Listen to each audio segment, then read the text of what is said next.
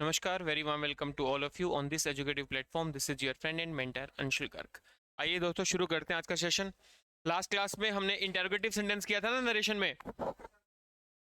आज हमें करना है ऑप्टेटिव सेंटेंस। ये टॉपिक आज हमारा कंप्लीट हो जाएगा। ऑप्टेटिव सेंटेंस हमारे तीन पार्ट रह गए। ऑप्टेटिव रह गया, एक्सक्लेमेटरी रह गया और इंपेरेटिव रह गया। ठीक है, ये हम तीनों कंप्लीट कर देते हैं। सबसे पहले दोस्तों, अगर हम ऑप्टेटिव की बात करें तो ऑप्टेटिव का मतलब आपको पता है, जहां पे प्रे, विश, कर्स, ब्लेस की बात होगी। तो इसका क्वेश्चन कैसे दिया मिलेगा अपने को?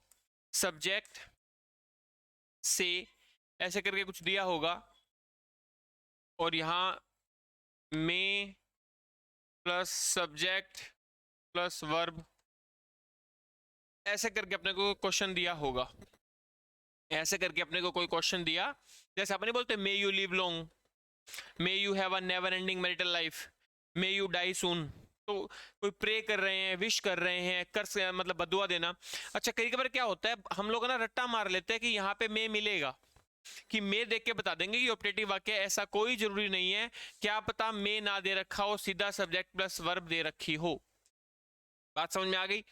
अब इसका इनडायरेक्ट कैसे बनाते हैं, देखिए। सब्जेक्ट का सब्जेक्ट दोस्तों, जो वर्ब होती है उसको किस में बदलते हैं? प्रे, विश, कर्स या फिर प्लस में हम इसे बदल देते हैं। फिर क्या लगाते हैं? दैट। अब यहां पे एक बात समझना, डायरेक्ट के अंदर में हो या ना हो कोई जरूरी नहीं है, लेकिन इनडायरेक्ट के अंदर में या माइट 100% मिलेगा। बात समझ में आई क्या दोस्तों आप लोगों को? अरे बोलो यार। डायरेक्ट के अंदर में हो या ना हो, लेकिन इनडायरेक्ट के अंदर जब भी प्रेविश कर्स की ब्लेस करेंगे तो मे या माइट 100% मिलेगा। डायरेक्ट में मे पहले होता है सब्जेक्ट से और इनडायरेक्ट में वो बाद में आ जाता है। बात समझ में आ गई? बोलो, कोई डाउट है? इसके हम एग्जांपल करते हैं। इसके एग्जांपल देखो।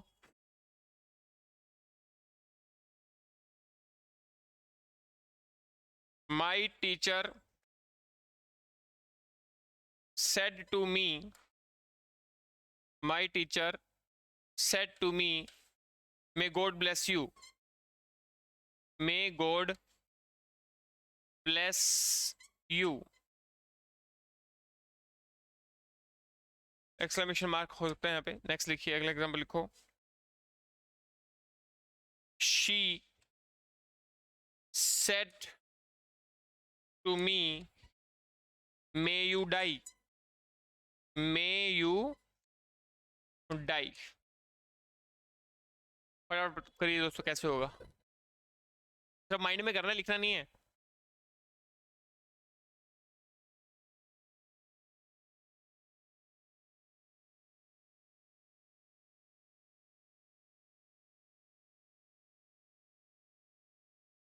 देखो, पहले वाले में जो टीचर है ना, वो कह रही है मे गॉड ब्लेस यू, वो दुआ मांग रही है। तो इसका आंसर कैसे आ जाएगा? My teacher. ये ना आप नोट कर लीजिएगा, ठीक है? एग्जाम्पल्स नहीं करवा रहा हूं मैं। माई टीचर प्रेड दैट, फिर क्या आएगा? गॉड। ये ना मे आएगा, मैंने गलती से माई लिख दिया ना, यहाँ पे मे आएगा। मे। इसका आंसर क्या बन गया दोस्तों? प्रेड दैट गॉड, और मे का क्या बना देते हैं हम लोग? माइट।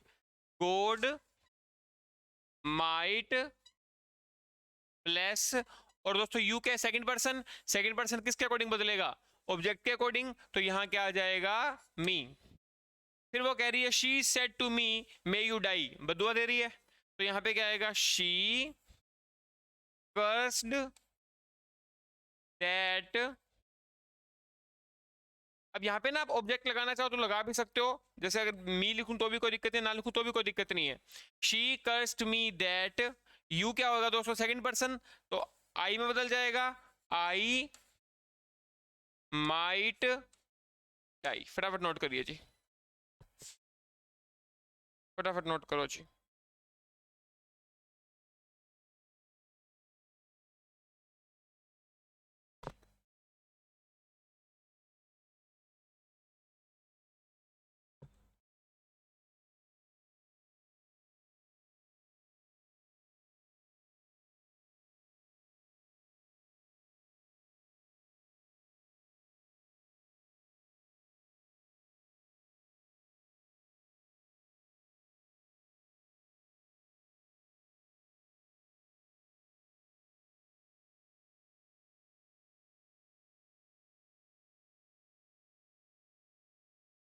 नेक्स्ट देखिए जी, ये था अपना ऑप्टेटिव। ऑप्टेटिव के बाद में फिर आता है हमारा exclamatory sentence. Exclamatory sentence, exclamatory में क्या होगा, एक तो आपको एक्सक्लेमेशन का साइन मिलेगा, ठीक है। एक्सक्लेमेशन का मतलब होता है जहां पे, एक्सक्लेमेशन का मतलब होता है जहां पे आपको आपकी सडन फीलिंग्स दिखाई जाए, जहां पे आपको सडन फीलिंग्स दिखाई जाए।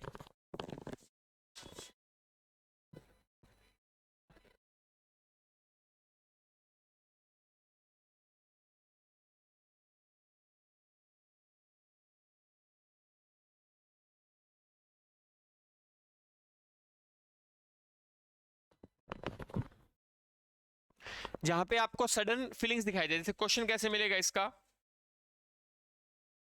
सब्जेक्ट प्लस से,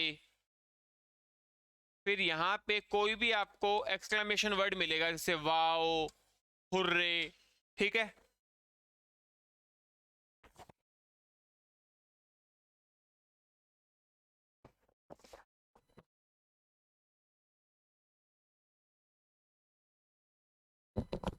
ठीक है, यहाँ पे आपको एक एक्सक्लेमेशन वर्ड मिलेगा, जैसे कुछ भी हो सकता है एक्सक्लेमेशन वर्ड, वाओ हो सकता है, हुर्रे हो सकता है, अलास हो सकता है। उसके बाद में सब्जेक्ट प्लस वर्ब, ठीक है, ये हमें वर्ड्स मिलेंगे। तो इसको सोल्व कैसे करना होता है, देखो, जो भी सब्जेक्ट होता है उसको सेम लिख दो, और जब एक्सक्लेमेटरी वाक्य आ गया तो वहां पे मैंने वर्ब क्या बताई थी आपको, exclaim.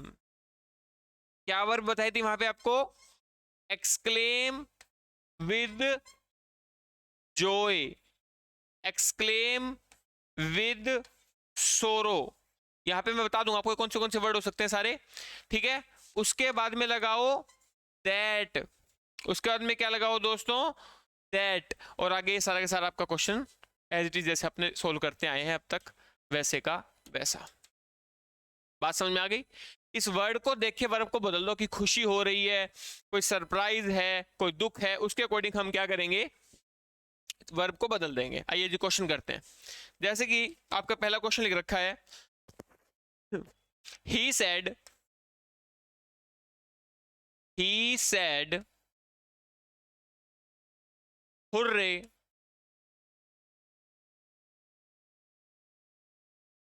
We have won the match, we have won the match. अब ये क्वेश्चन है दोस्तों, ठीक है, ये क्वेश्चन है, we have won the match. अब सैड देख के मेरे को एक चीज समझ में आ गई कि हैव का तो हेड बनेगा, हैव का तो हेड बनेगा।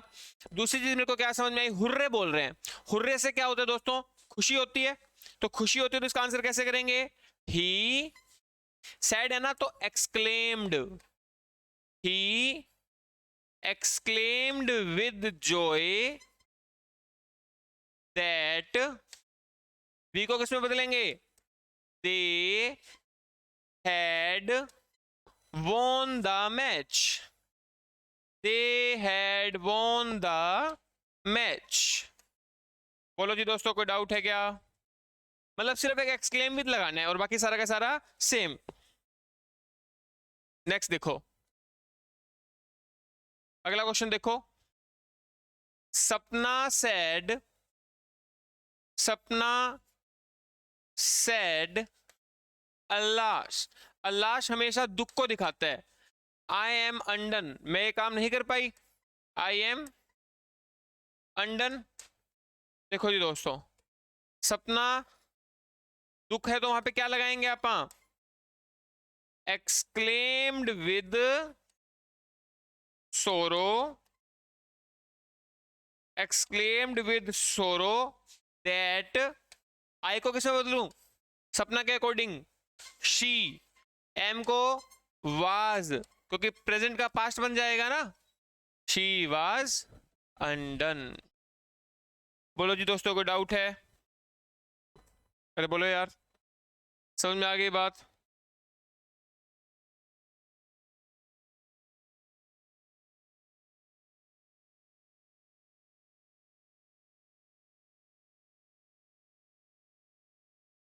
अब है ना, हमारे माइंड में एक क्वेश्चन आया कि हमें कैसे पता चलेगा एक्सक्लेम के बाद जोए लगाना है, सोरो लगाना है, सरप्राइज लगाना है।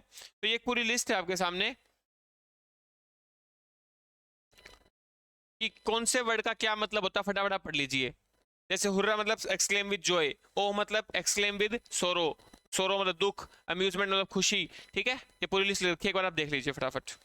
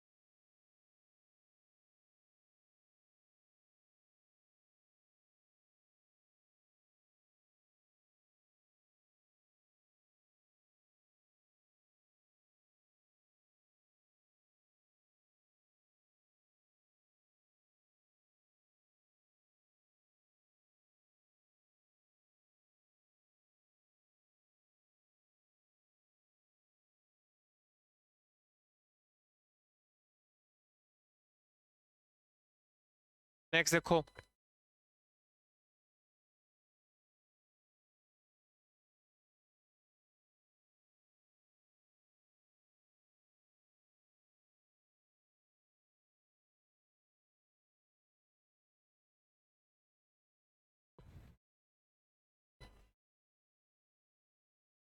ऐसे करके ही हमें वर्ड्स दिए मिलेंगे और उससे हम बता देंगे।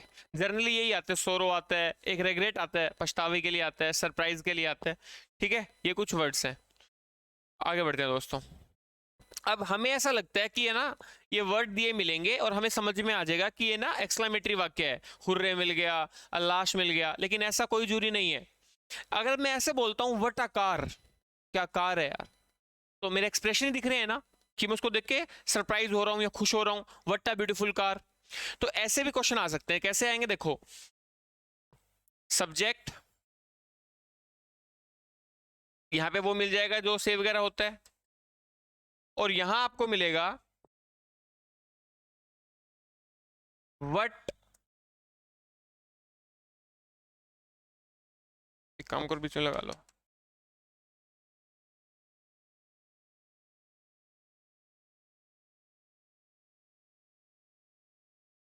ऐसे देखो, what a beautiful car, what a beautiful car. तो इसको आप सोल्व कैसे कर दोगे, इसको आप सोल्व करोगे, सब्जेक्ट वही same,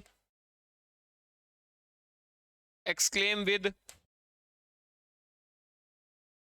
that,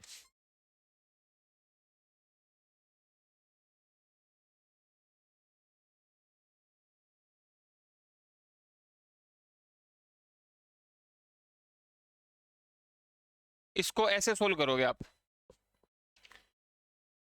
Ram exclaim with joy that it is a very beautiful car. It is a, be का मतलब वेरी वर्ब हो गया ना, it is a very beautiful car. ये आपको याद रखने की जरूरत नहीं है, ये आपको एग्जांपल मिलेंगे वहां पे दिए हुए, स्ट्रक्चर मिलेंगे, आप वहां से समझ जाओगे कि अच्छा ऐसे लिखना है। जैसे एक एग्जांपल देखो, आपके नोट्स में भी एक एग्जांपल लिख रखा है, मैं वो एग्जांपल लिख रहा हूँ, आप देखना वो कार।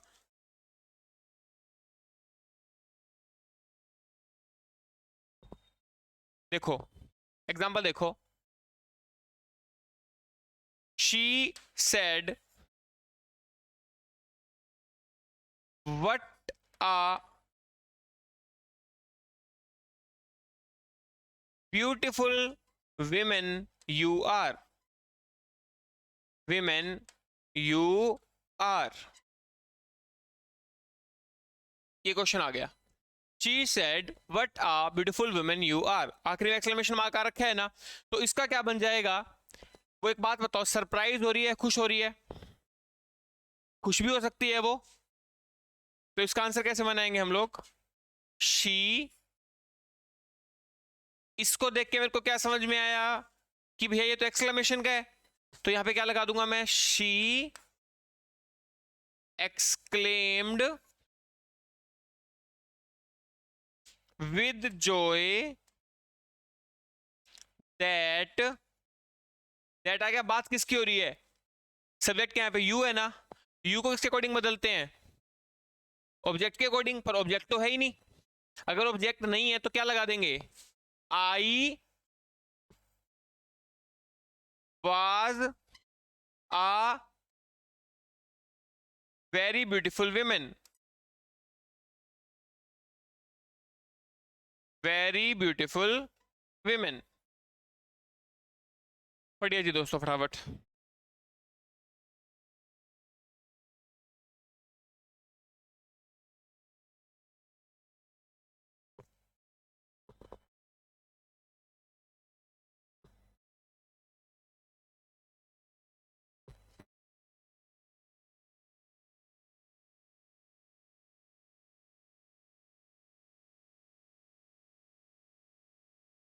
ऐसे ही दोस्तों, जो अपन ने वट लिखा है ना, एक पॉइंट और मिल सकता है, ये नोट्स में नोट कर लीजिएगा प्लीज। सब्जेक्ट, इसी के बाद में जो वट वाला पॉइंट है इसके बाद में लिखना है से, ऐसे भी मिल सकता है। अब ऐसे नहीं बोलते हाउ टोल अ मैन, कितना लंबा आदमी है, तो ये भी क्या दिखा रहा है? अपने फीलिंग्स को दिखा रहा है। हाउ प्लस एडजेक्टिव या फिर एडवर्ब, ऐसे भी आ सकता है क्वेश्चन। या फिर क्वेश्चन कैसे आ सकता है?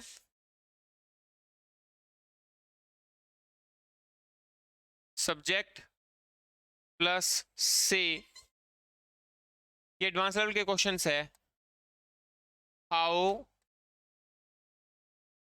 टोल, ए या an plus noun plus subject plus verb. इसको सोल्व वैसे ही करना है जैसे आपने वट वाले में करे। जैसे आपने बोला था ना she was a beautiful woman, तो ऐसे ही सोल्व करोगे। जैसे एग्जांपल करके दिखाता हूँ मैं आपको इन दोनों के। एग्जांपल है, पहला एग्जांपल है, अगर आ जाए हाउ सैड, ये बाहर का पोर्शन नहीं लिख रहा मैं, वो तो अपने को पता लग गया एक्सक्लेम विद जॉय, अंदर वाला पोर्शन करके दिखा रहा हूं। अगर आ जाए how sad,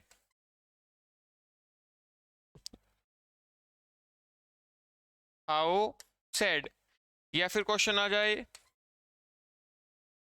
how difficult a problem it is, तो इसका आंसर बनेगा it is very sad, it is very sad. और इसका बनेगा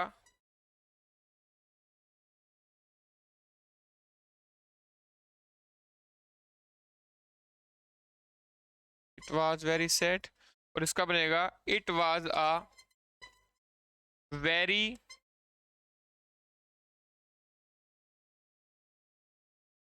difficult problem, it was a very difficult problem. She was a beautiful woman, it was a difficult problem, सब answer same बनेगा। यहाँ पे ना एक्सक्लेमेशन मार्क भी लगा लो।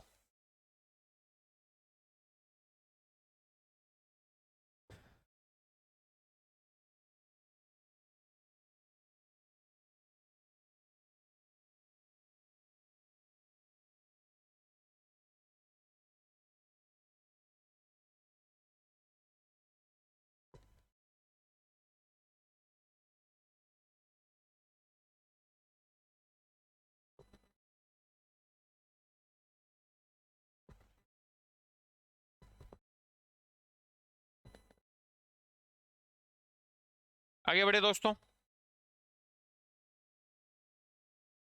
अपना लास्ट पार्ट है, वो है इंपेरेटिव। बहुत आसान है, देखो क्या लास्ट है, इंपेरेटिव।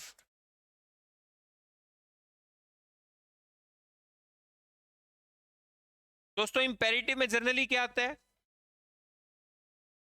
क्या होता है? ऑर्डर, रिक्वेस्ट, एडवाइस और सजेशन। इसकी ट्रिक बताई थी ना मैंने आपको, जैसे अपना बचपन में ओरल टेस्ट होता था, ओरल टेस्ट होता है ना, एल का एस बना दो, ओ का मतलब ऑर्डर, रिक्वेस्ट, एडवाइस और सजेशन। जनरली ये क्वेश्चन आते हैं, ऑर्डर, रिक्वेस्ट, एडवाइस, सजेशन। ठीक है, क्वेश्चन कैसे मिलेगा? देखो क्वेश्चन मिलेगा ऐसे दोस्तों, एक पॉइंट समझ लो, बाकी सारे पॉइंट अपने आप समझ में आ जाएंगे फिर। सब्जेक्ट से, जैसे मैंने बोला नाउन प्रोनाउन, मैंने बोला Ram said get out, Ram said get out, क्या दे रहा है वो? ऑर्डर दे रहे हैं ना। तो हम क्या करेंगे, इसको सोल्व कैसे करेंगे दोस्तों? सब्जेक्ट ऑर्डर, अब यहां पे सबसे पहले मैं ऑर्डर को समझा देता हूं आपको, देखो, फिर ऐसे करके रिक्वेस्ट एडवाइस सभी को समझ लेंगे। देखो दोस्तों, सबसे पहले अगर मैं ऑर्डर की बात करूं, ध्यान से समझना, अगर मैं ऑर्डर की बात करूं, सब्जेक्ट ऑर्डर ऑब्जेक्ट, दोस्तों क्या जरूरी है कि ऑब्जेक्ट दे रखा हो? मैं कहूं राम से टू श्याम गेट आउट, यहां पे तो ऑब्जेक्ट है। मैं कहूं राम सेड गेट आउट, क्या ऑब्जेक्ट है? यहां पे नहीं है। तो ऑब्जेक्ट हो भी सकता है और क्या पता ऑब्जेक्ट ना हो, क्या पता ऑब्जेक्ट ना हो। तो सोल्व कैसे करेंगे? तो सिंपल सी बात याद रखनी है दोस्तों, अगर ऑब्जेक्ट होता है, ये तो आप लगा देंगे, ऑर्डर रिक्वेस्ट एडवाइस सब भी सेम रहेगा, बस यहां क्या लगा दो, अगर ऑब्जेक्ट है तो लगा दो टू प्लस वर्ब की फर्स्ट फॉर्म, क्या लगा दो? टू प्लस वर्ब की फर्स्ट फॉर्म। अगर ऑब्जेक्ट नहीं है तो क्या आएगा? वर्ब की आईएनजी फॉर्म। सिर्फ आपको इतनी सी बात समझनी है इसमें, और कोई मुश्किल बात नहीं है। ऑर्डर आ जाए, रिक्वेस्ट आ जाए, एडवाइस आ जाए, सजेशन आ जाए, सभी में सेम चलेगा। बात समझ में आ गई? अगर ऑब्जेक्ट है तो टू आ जाएगा, अगर ऑब्जेक्ट नहीं है तो क्या आ जाएगा? वर्ब की आईएनजी फॉर्म आ जाएगी। बोलो जी दोस्तों, को डाउट है क्या? बात समझ में आ गई? बोलो यार। ये अभी ना एक बार मैं सारे पॉजिटिव करवा दूं, ये तो हो गया ऑर्डर का, ऑर्डर हो गया। ऐसे ही दोस्तों अगर मैं अगले की बात करूं, फिर से भी एक एग्जांपल कर लेंगे। अगर यहां पे रिक्वेस्ट की मैं बात करूं, अगर मैं यहां पे रिक्वेस्ट की बात करूं, तो दोस्तों रिक्वेस्ट में पता है यहां पे क्या मिलेगा? प्लीज या फिर काइंडली। ये दो वर्ड देखते आप समझ जाना कि किसकी बात कर रहा है, रिक्वेस्ट की बात कर रहा है। प्लीज या काइंडली देखते समझ जाना किसकी बात कर रहा है, ये रिक्वेस्ट की बात कर रहा है। और इसलिए अगर जैसे ही वहां पे रिक्वेस्ट आएगा, प्लीज या काइंडली आएगा, तो दोस्तों हम इसकी जगह क्या लिख देंगे? हम इसकी जगह क्या लिख देंगे? रिक्वेस्ट। ऑब्जेक्ट है तो टू, अगर ऑब्जेक्ट नहीं है तो आईएनजी। बोलो जी दोस्तों, कोई डाउट है? अरे बोलो यार, आगे बात समझ में? सेम ऑर्डर की तरह रिक्वेस्ट है। अगर मान लो यहां पे प्लीज या काइंडली ना हो, अगर यहां पे प्लीज या काइंडली ना हो, इसी तरह से क्या होता है? एडवाइस। क्या होता है? एडवाइस। तो हम रिक्वेस्ट की जगह क्या लिख देंगे दोस्तों? एडवाइस लिख देंगे, सब सेम।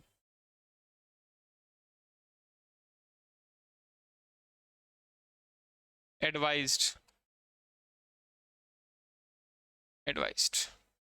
बोलो जी, बात समझ में आ गई क्या? कोई डाउट है? पक्का? कोई भी डाउट है क्या? कोई डाउट नहीं है। तो ऑर्डर आ जाए, रिक्वेस्ट आ जाए, एडवाइस आ जाए, तीनों में सेम बात करनी है। अगर ऑब्जेक्ट है तो लगा देंगे टू प्लस वर्ब की फर्स्ट फॉर्म, अगर ऑब्जेक्ट नहीं है तो क्या लगा देंगे? वर्ब की आईएनजी फॉर्म। बोलो कोई डाउट? कोई डाउट नहीं है। ये तो अपन ने किसकी बात करी है? पॉजिटिव की। नेगेटिव भी तो होता है इसमें, क्या पता वो किसी मना कर रहा हो किसी चीज के लिए कि वहां नहीं जाना, ऑर्डर क्या नेगेटिव है। तो आज एक बार नेगेटिव की और बात कर लेते हैं हम लोग, एक बार नेगेटिव की ओर बात कर लेते हैं दोस्तों, कि नेगेटिव कैसे बनाना है अपने को। नेगेटिव कैसे बनाना है वो देख लो फटाफट।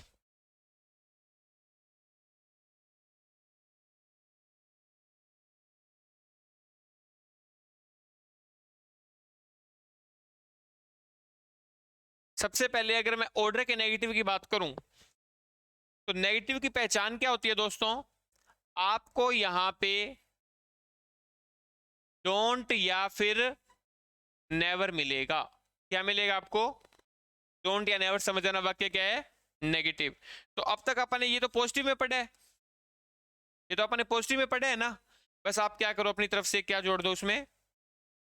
Subject order object not to,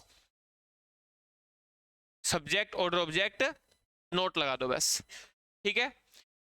अच्छा, अगर मैं कहीं जाने से मना कर रहा हूं तो मतलब मैं वहां जाने से रोक रहा हूं। तो दोस्तों इसके ना दो और भी बन सकते हैं इनडायरेक्ट। एक तो ये हो गया, दूसरा देखो, सब्जेक्ट फोरबिड, क्या आ सकता है, फोरबिड, या फिर प्रिवेंट, प्रिवेंट भी आ सकता है और प्रोहिबिट भी आ सकता है। बोलो बात समझ में आ गई क्या? अगर ऑर्डर नेगेटिव है, अगर ऑर्डर नेगेटिव है तो वहां पे दोस्तों फोरबिड भी आ सकता है, प्रिवेंट भी आ सकता है, प्रोहिबिट भी आ सकता है, क्योंकि तीनों का मतलब ही क्या होता है, वहां जाने से रोकना, कुछ करने से रोकना। फिर क्या लगा देंगे, ऑब्जेक्ट, ऑब्जेक्ट। इसमें ना जनरली पता गलती क्या करते हैं, फोरबिड, प्रिवेंट और प्रोहिबिट पहले से ही नेगेटिव वर्ड है, पहले से ही क्या है, नेगेटिव वर्ड है, तो इनके साथ में कभी नोट नहीं आता, इनके साथ में कभी नोट लगाने की जरूरत नहीं, जैसे अपन वहां लगाई है। फोरबिड वाले में तो आएगा टू प्लस वर्ब की फर्स्ट फॉर्म, और प्रिवेंट और प्रोहिबिट वाले में आएगा from plus ING, from plus में वर्ब की आईएनजी फॉर्म। ये छोटी सी बात है, अगर आपको ऑप्शन एलिमिनेट में काम करनी हो तो, अदरवाइज तो बिना इसके भी काम चल जाएगा आपका। इन सभी के एग्जांपल करवाऊंगा अभी। बोलो जी, ऑर्डर का समझ में आ गया? सिर्फ इकलौता ऑर्डर है जिसके तीन केस बनते हैं, ना तो रिक्वेस्ट के तीन बनते, ना ही एडवाइस के। उसका सिंपल बनता है subject request object not to. मैं करके दिखा देता हूं अभी, ये बात समझ में आ गई आपको? उसमें कैसा होगा देखो,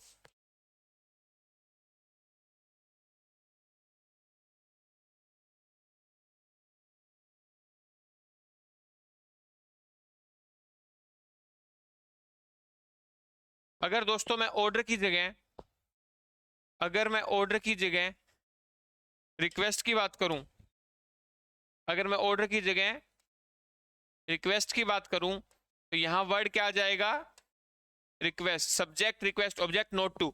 और यहां पे एक वर्ड और क्या मिलेगा आपको, पहचान, प्लीज या फिर काइंडली। प्लीज या काइंडली को देखते ही आप समझ जाओगे कि ये तो रिक्वेस्ट की बात कर रहे हैं, ये रिक्वेस्ट हो गया। ऐसे ही दोस्तों अगर मैं बात करूं एडवाइस की, अगर मैं बात करूं एडवाइस की, तो रिक्वेस्ट की जगह बस क्या लगा दो, सब सेम।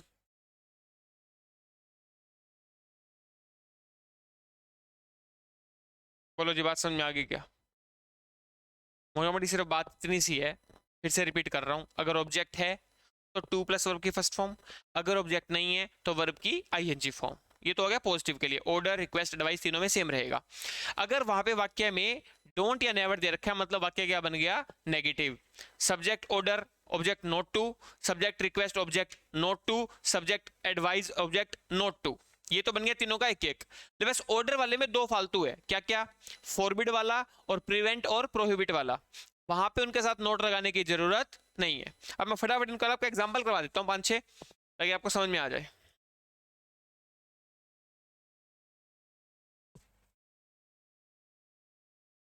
जैसे पहला क्वेश्चन देखो, he says to me open the door. तो दोस्तों इसका कैसे बनेगा आंसर, फटाफट बोलना। ऑर्डर दे रहे हैं ना वो, ही ऑर्डर्स। अब यहाँ पे ऑब्जेक्ट है ना, ऑब्जेक्ट है ना, तो क्या लगा देंगे, टू ओपन द डोर। बोलो बात समझ में आई क्या?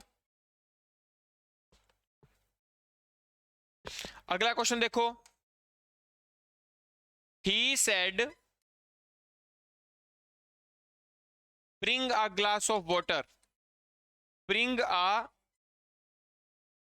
Glass of water. क्या दोस्तों यहाँ पे, क्या यहाँ पे ये पता चल रहा है किसको ऑर्डर दे रहा है, नहीं पता चल रहा ना, तो इसका आंसर क्या बनेगा, ही ऑर्डर्ड, आईएनजी लगा दो, bringing a glass of water, bringing a glass of water.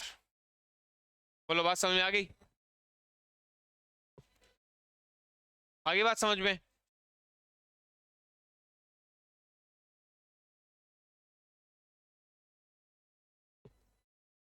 Next question देखो, एक नेगेटिव और कर लेते हैं। एक नेगेटिव देखो,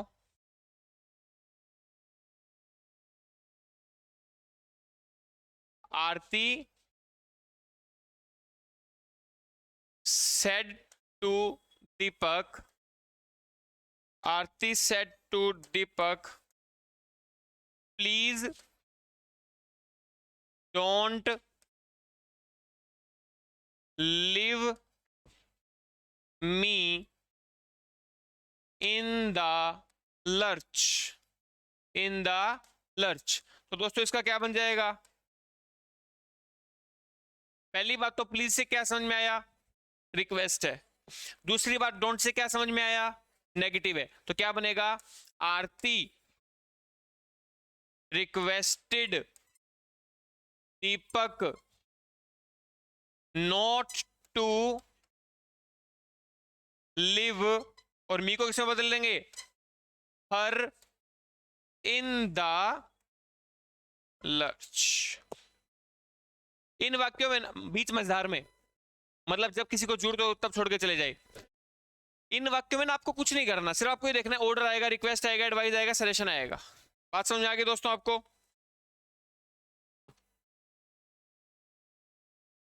एक वो वाला क्वेश्चन करें, फॉरबिड प्रिवेंट वाला, तीनों केस। देखो जी,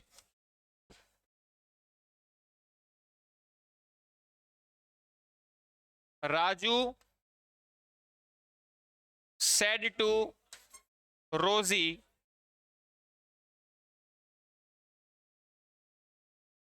don't touch these things, these things।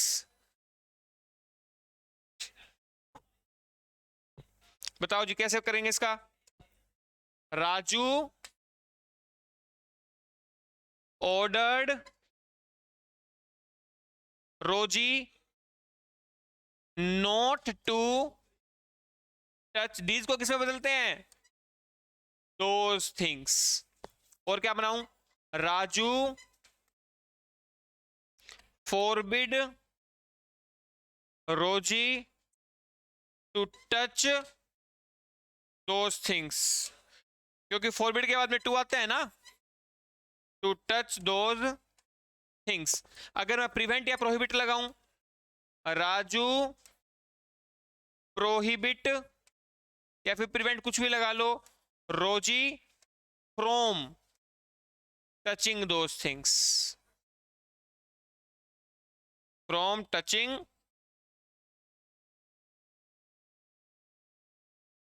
Those things. बोलो बात समझ में आ गई? प्रिवेंट के बाद में, प्रोहिबिट के बाद में फ्रॉम आईएनजी लगा दो, और फॉरबिड के, फॉरबिड नहीं फॉरबिड आएगा, फॉरबिड के बाद में टू प्लस लगा दो। बोलो जी कोई डाउट है क्या दोस्तों?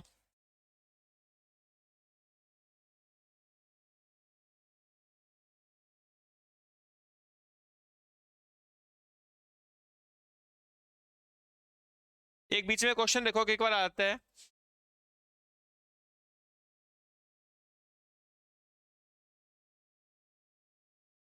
एक क्वेश्चन देखो यार,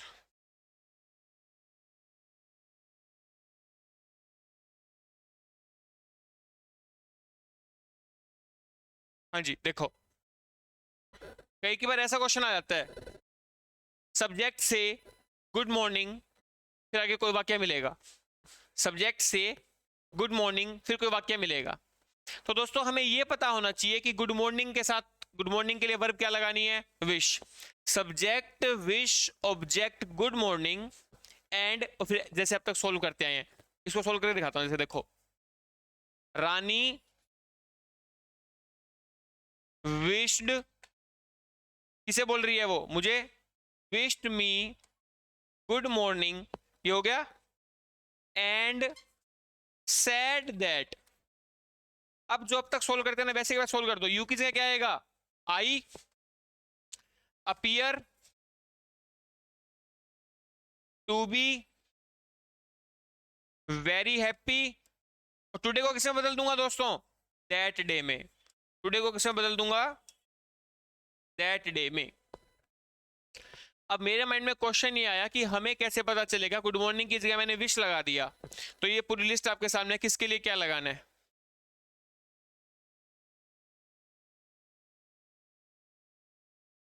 लो जी दोस्तों, बराबर देखो।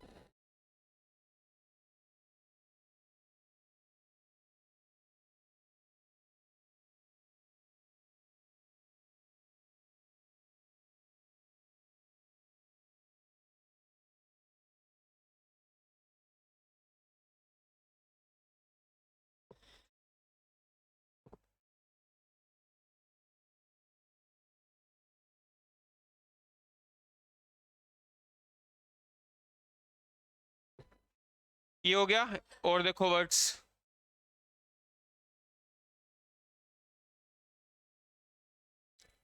वेलकम आ जाए तो वेलकम लगाना है, थैंक्स आ जाए तो थैंक लगाना है, कंग्रेचुलेशन आ जाए तो कंग्रेचुलेट लगाना है, स्टूपिड या फूल आ जाए तो कॉल लगाना है।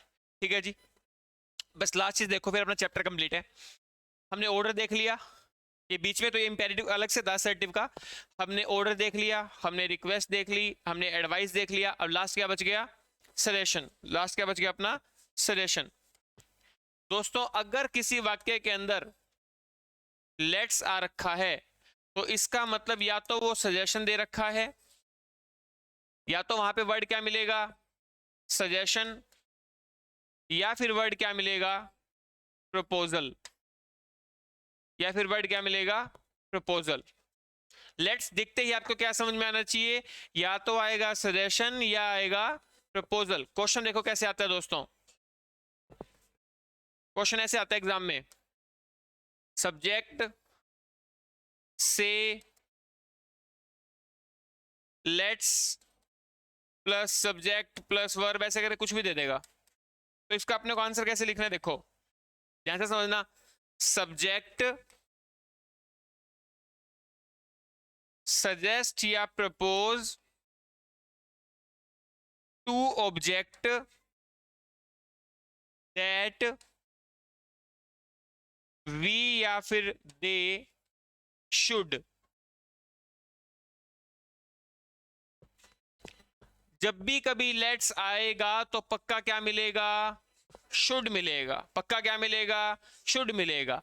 अब आप कहोगे ये हमें कैसे पता चलेगा यहाँ पे वी आएगा या दे? दो ऑप्शन ठीक मिलेंगे, एक में वी मिलेगा एक में दे मिलेगा।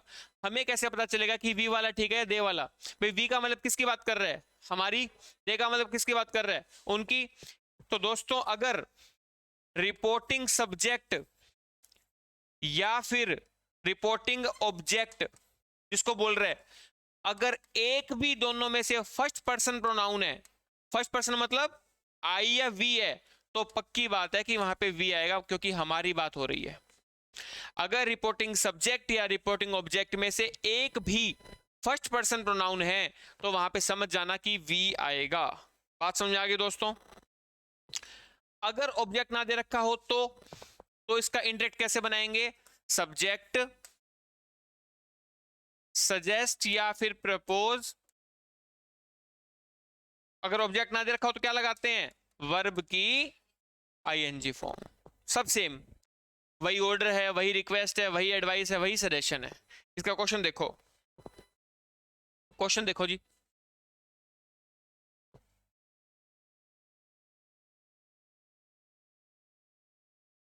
Mohini said let's dance together, let's dance together। तो दोस्तों इसका क्या बनेगा? क्या यहां पे ऑब्जेक्ट है क्या? नहीं है, तो क्या बनेगा? Mohini suggested dancing together, dancing together, क्योंकि ऑब्जेक्ट नहीं था। ठीक है जी।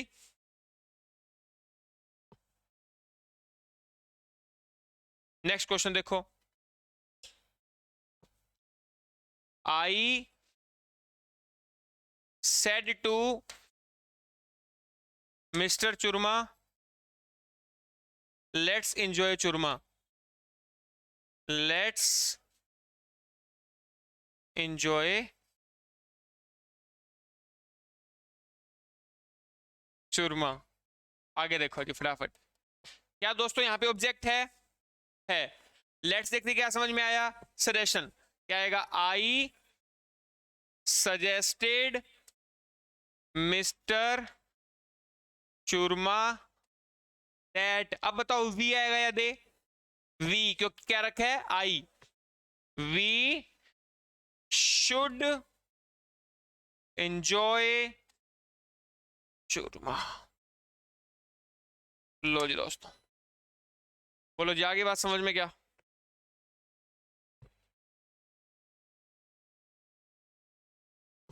दोस्तों कई बार लेट का मतलब सपोज भी लेट्स आ जाए तो सजेशन है, अगर खाली लेट आ जाए तो इसका मतलब आप कल्पना कर रहे हैं, मान रहे हैं। हम सपोजिशन की बात करते हैं, सपोज करते हैं। क्वेश्चन देखो कैसे आता है, क्वेश्चन मिलेगा सब्जेक्ट से लेट, ये नोट्स में नहीं है प्लीज लिख लेना ये वाला point, noun pronoun be plus noun pronoun, मतलब किसी एक चीज को दूसरा मान लिया गया। तो इसको क्वेश्चन कैसे सोल्व करोगे, सब्जेक्ट सपोज,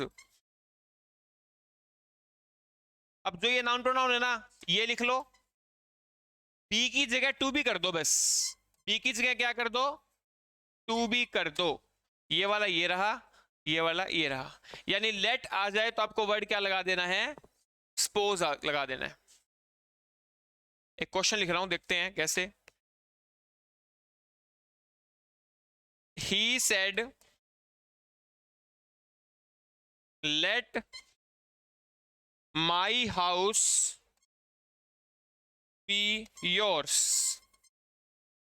तो इसका क्या बन जाएगा आंसर, ही सपोज्ड, माई का क्या आ जाएगा हिज हाउस, और बी को क्या लगा देंगे टू बी, और योर्स की जगह क्या आ जाएगा माइन, क्या आ जाएगा माइन।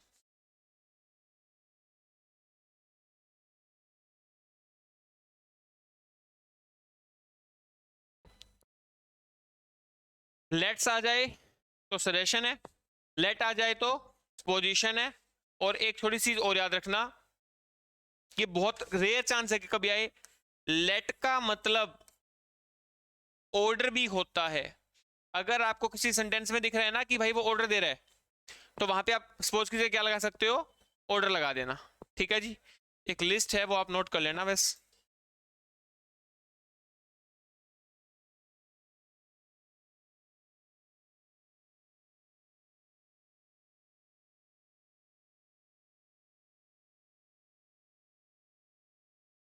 लो जी, ये तो अगर छोटे मोटे एग्जाम आते हैं तो वहां पे ऑर्डर रिक्वेस्ट एडवाइस आता है, कई बार ऑर्डर नहीं मिलेगा, कमांड वर्ड मिल जाएगा, रिक्वेस्ट की जगह बैक वर्ड मिल जाएगा, क्योंकि दोनों का मतलब एक ही होता है, विनती करना। तो इन सभी वर्ड्स का मतलब मैंने लिखवा दिए कि बैक का मतलब भीखवाना, कमांड का मतलब आदेश देना, ऑर्डर का मतलब आज्ञा देना। ठीक है, ये वर्ड्स आप लिख लीजिएगा। ये अपना चैप्टर हो गया कंप्लीट, कल हम शुरू करेंगे नया topic. Bye bye, take care, enjoy your day.